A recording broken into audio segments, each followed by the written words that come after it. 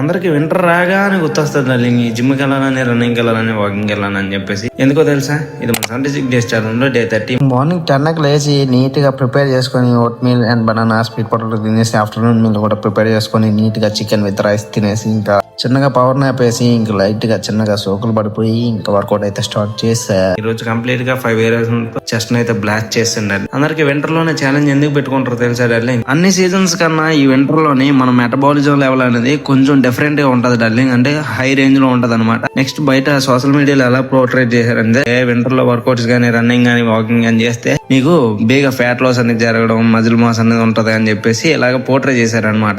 అదనే ఉండదు డార్లింగ్, నువ్వు ఛాలెంజ్ పెట్టుకొని వింటర్ లో గానీ గట్టిగా గానీ చేయగలిగితే నువ్వు ఇంకా మిగతా సీజన్స్ లో నీకు పెద్ద మ్యాటరే కాదు, వర్కౌట్స్ చేయడమైనా, రన్నింగ్ చేయడమైనా. కానీ చేయలేము డార్లింగ్, ఈ వింటర్ అంటేనే గుద్దబద్దగానికి బ్రాండ్ అంబేద్కర్ అనమాట. సరే, ఈ 3 months నువ్వు కన్సిస్టెన్సీగా చేస్తే ఇంకా నీకు ఫుల్ టైం లైఫ్ స్టైల్లో నీకు అలవాటు అయిపోద్ది అనమాట.